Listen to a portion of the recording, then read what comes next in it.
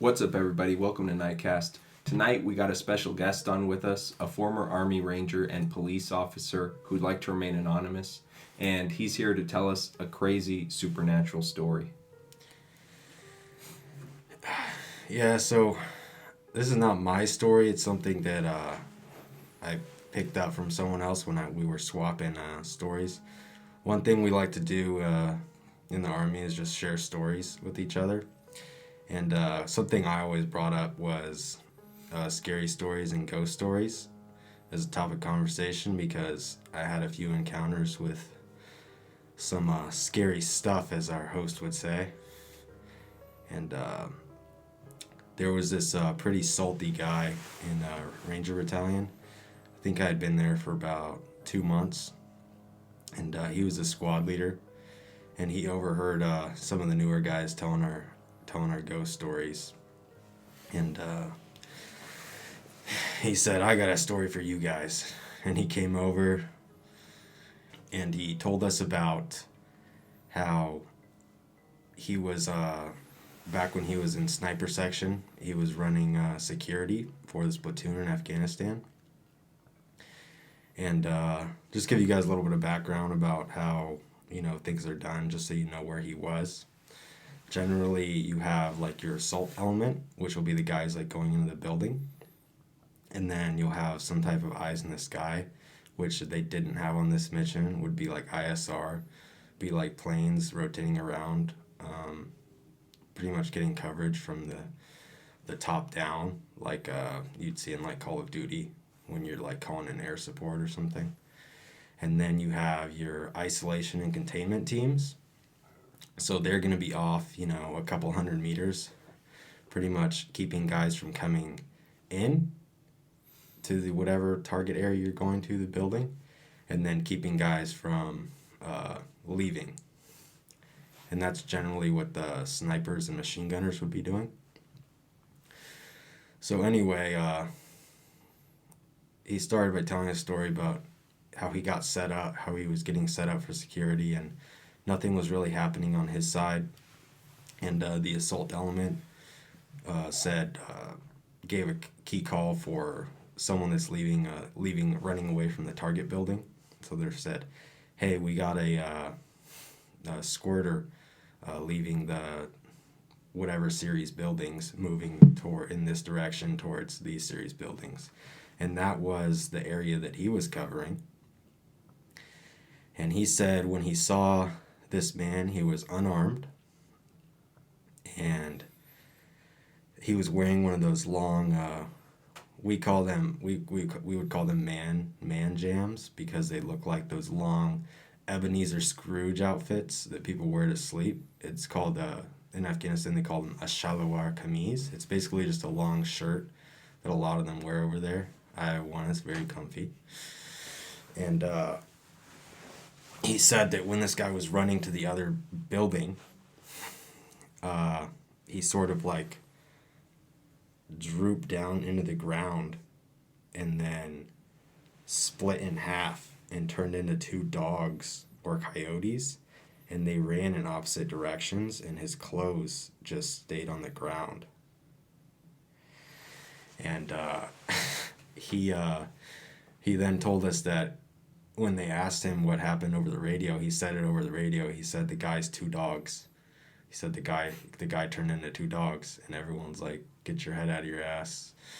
And he's like, no, the guy disappeared. I just see two dogs. And he kept saying stuff like that.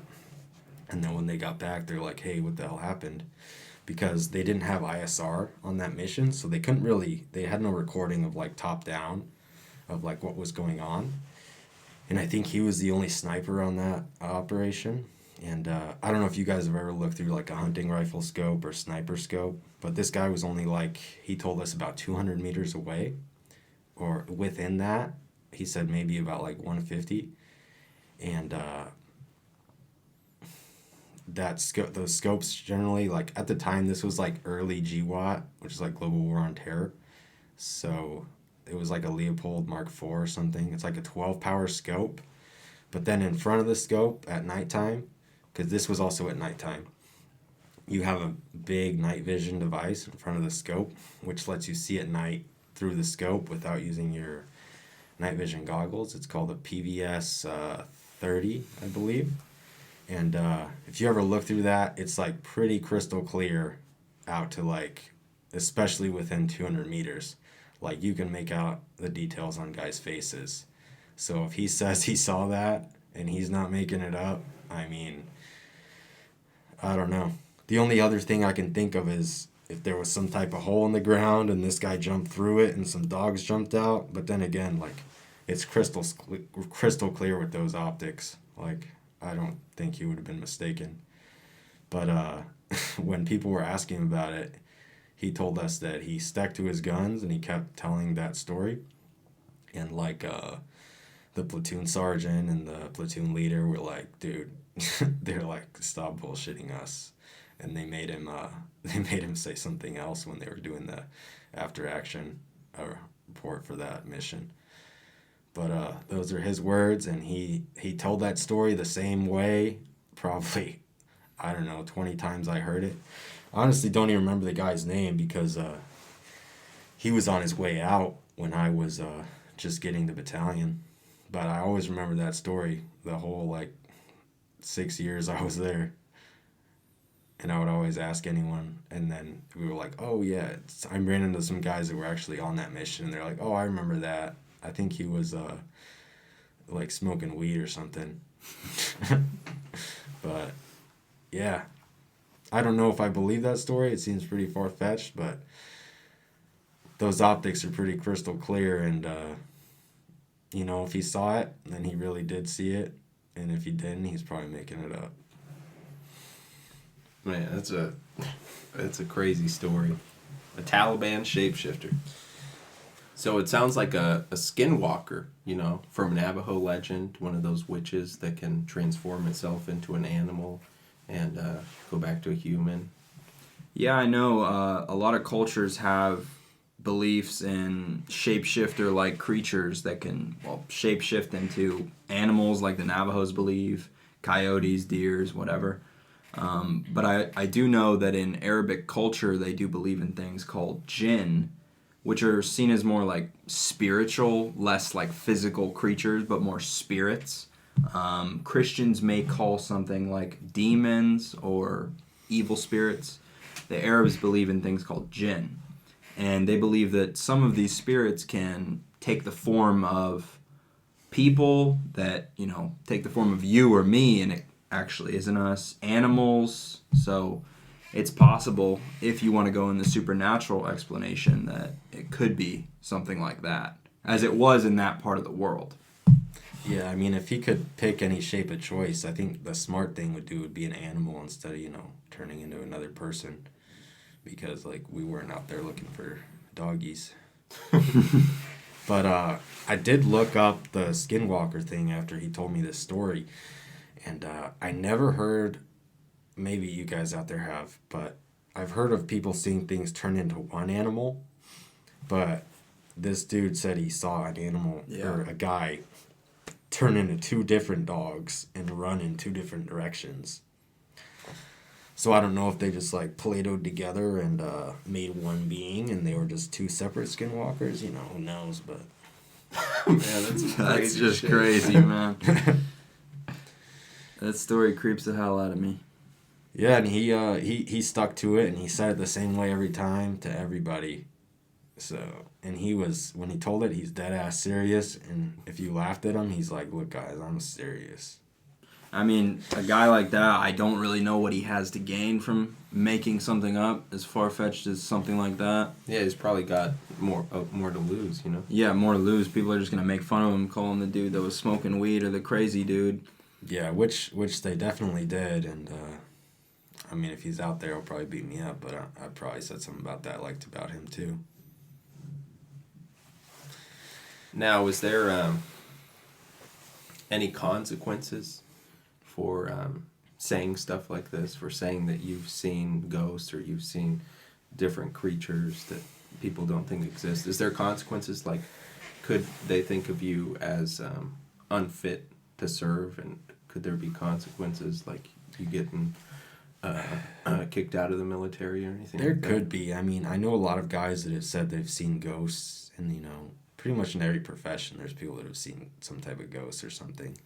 Usually, you wouldn't really run into a problem because it's not really something that's interfering with work. Like most of the time, it'd be like, oh, I saw a ghost, but it's not on a mission. This was kind of weird because it was directly related to the mission, and now he wouldn't usually be the one to write any reports going up to higher. That'd be like the platoon leader or something. He would just be relaying what he said. So yeah, I mean that could definitely happen. So as an Army Ranger, you have to have what type of security clearance do you have to have? You have to have a minimum of secret, and then if you're there longer than a couple years, you have to have a top secret. So could you get your security clearances taken away for something like this? If you go to your, psych evaluations for these, if you went to your psych evaluations and you said that you were seeing things like that, you'd probably be put in the crazy bucket, and nobody would want to take you with them anywhere.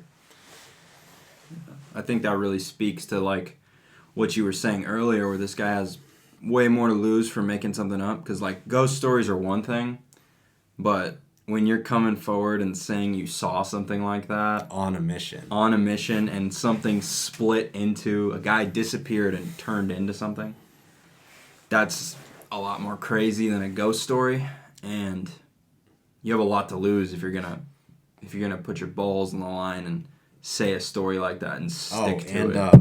They did not find this guy, the guy that ran away from that Target building. They did not find him. So either he was really fast, or he did turn into two dogs. Yeah, maybe this guy's story had some merit to it. All right, well, we want to thank you for coming on. We hope to have you back because, you do have more stories, some more stories that we've talked about, and it'd be great to have you back on. Well, thanks for watching, everyone. Let us know what you think about this story in the comments, and don't forget to like and subscribe. Also, don't forget to check us out on TikTok. We're currently at around 12,000 followers. We're trying to get to 20 really soon, so be sure to check us out on there. We post shorter clips, but we're definitely posting more frequently on TikTok.